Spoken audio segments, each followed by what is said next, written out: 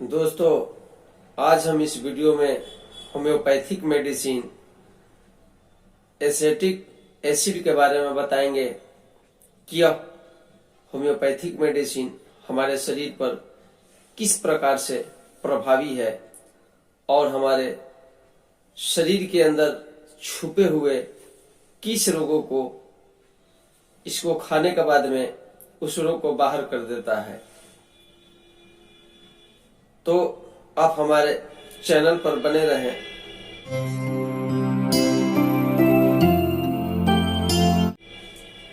नमस्कार दोस्तों, मैं डॉक्टर प्रमोद कुमार सिंह आप सभी का मैं अपने चैनल में स्वागत करता हूं। यदि अभी तक आप सभी ने मेरे चैनल को सब्सक्राइब नहीं किए हैं तो अभी आप सब्सक्राइब कर लीजिए और बेल आइकन को भी टच कर दीजिए ताकि जो भी मैं स्वास्थ्य संबंधी वीडियो यूट्यूब पोर्टल पर अपलोड करूं तो उसका नोटिफिकेशन आपको जरूर मिलिए। और बीच बीच में लाइक भी आप करते रहिए और वीडियो मेरा अच्छा लगे तो इसको शेयर भी करना ना भूलें। तो चलिए अब हम चलते हैं एसेटिक एसिड होम्योपैथिक मेडिसिन के तरफ। एसेटिक एसिड होम्योपैथिक जो मेडिसिन है यह हमारे शरीर पर बहुत ही लाभदायक मेडिसिन है और हमें हर तरह से स्वास्थ्य रखने के लिए जीवन में प्रयोग इसका किया जाता है। एसेटिक एसिड का जो रोगी है वो देखने में उसका जो चेहरा है बिल्कुल पीला दिखता है और वह बिल्कुल ही दुबले पतले देखने में लगते हैं।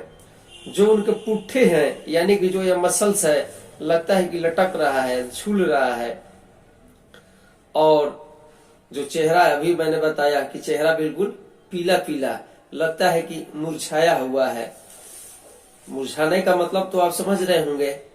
कहने का मतलब जब हम कोई फूल लगाते हैं और ताजा होता है तो देखने में अलग लगता है और जैसे ही एक दिन के बाद 2 दिन हो जाता है तो मुरझा जाता है। तो उसी तरह से जो उसका चेहरा है बिल्कुल मुरझाया हुआ लगता है यानी कि बिल्कुल निरुत्साह। यानी कि कहने का मतलब यह है कि उसको उत्साह नाम की चीजें नहीं रह जाता है। रक्तस्राव पर यह मेडिसिन किस प्रकार से काम करता है?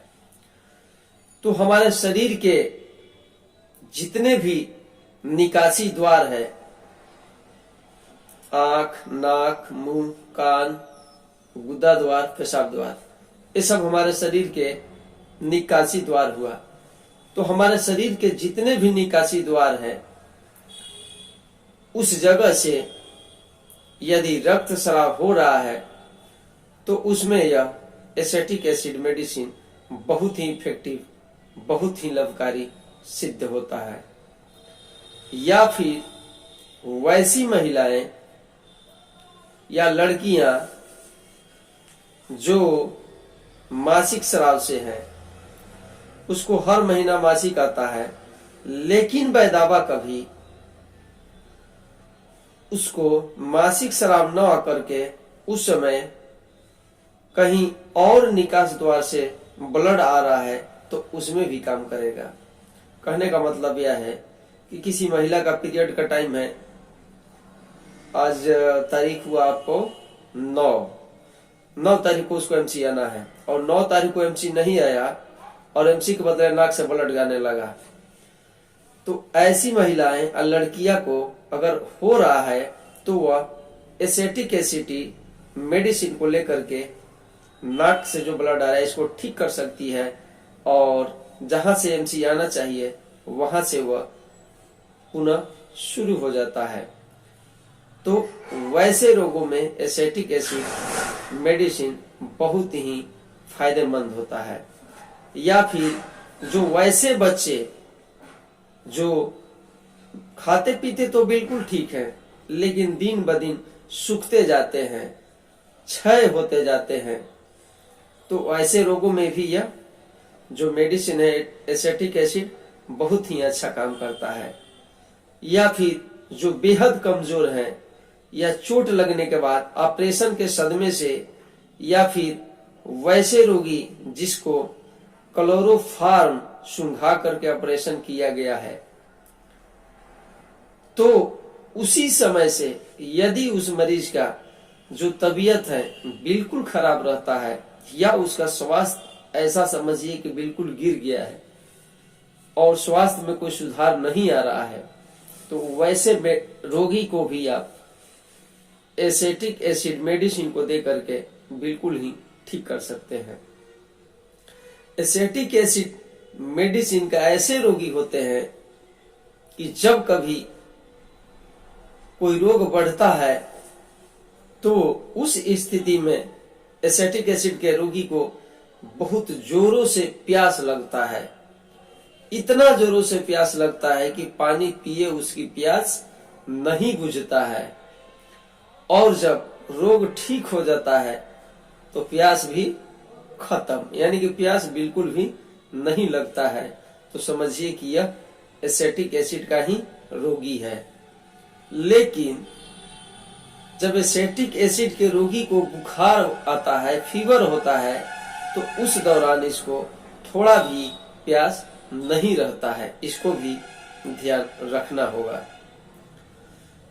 एसेटिक एसिड का रोगी यदि बेड पर अपने बिस्तर पर कमर के बल लेटना चाहता है तो उसे परेशानियां झेलना पड़ता है और कमर का जो दर्द है वो बहुत ही बढ़ जाता है, सो नहीं पाता है। और यदि कमर के बल रोगी सो करके बिल्कुल ही आराम महसूस करता है तो समझिए कि वह आर्सेनिक का रोगी है, लेकिन नहीं सो पाता है। जैसे ही सोने जाता है वैसे ही उसका जो कमर का दर्द है बिल्कुल ही बढ़ जाता है, तो वह एसेटिक एसिड मेडिसिन को लेकर के ठीक हो सकता है।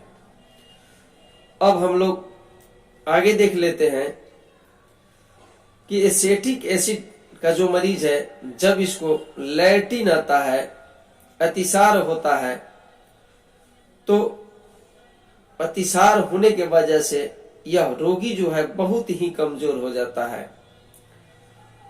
और साथ ही टाइफाइड या यक्ष्मा जबर भी उसे लग जाता है।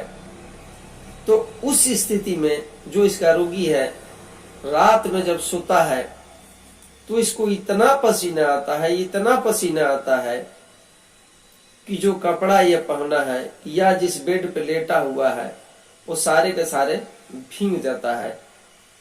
तो फिर क्या बताना, समझिए कि एसेटिक एसिड का ही यह रोगी है। अब हम लोग गर्भावस्था या गर्भस्थ महिला के बारे में देख लेते हैं कि गर्भस्थ महिला पर यह किस प्रकार से काम करता है। तो गर्भावस्था के दिन में गर्भस्थ महिला को दिन रात मुंह में पानी आता रहता है, या ऐसे समझ लीजिए कि जो मुंह है मिचलाता रहता है, और जब उसको खट्टी डकारी आता रहता है और ऐसा लगता है कि जो गर्भस्थ महिला है वह उल्टी कर देगी, कै कर देगी, और ऐसा होता भी है। दिन रात कलेजे में जलन और मुंह में जलनदार पानी भर भर करके आ जाता है, और साथ में लार भी आता है। तो एसेटिक एसिड मेडिसिन को लेकर के उस महिला या वह महिला ठीक हो सकती है।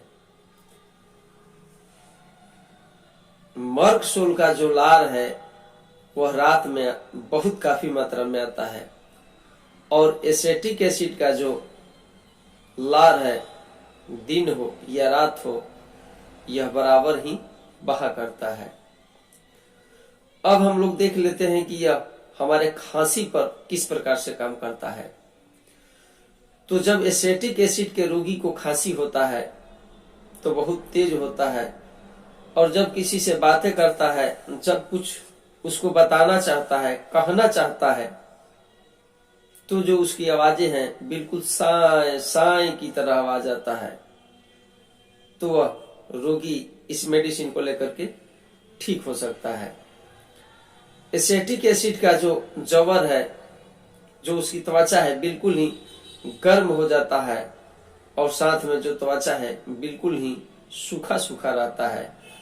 जो बाया गाल है वह बिल्कुल ही लाल हो जाता है और रात में तर कर देने वाली बहुत काफी मात्रा में पसीना भी होता है, जैसा कि मैंने आपको पहले भी बता चुका हूं। और प्यास तो बिल्कुल भी नहीं रहता है। बुखार में, फीवर में बुखार नहीं रहता है। बुखार में, फीवर में प्यास नहीं रहता है, लेकिन अन्य रोगों में प्यास इतना काफी रहता है, इतना काफी रहता है कि प्यास बुझाए नहीं बुझता है। तो वह रोगी एसिटिक एसिड मेडिसिन को लेकर के बिल्कुल ही ठीक हो सकता है।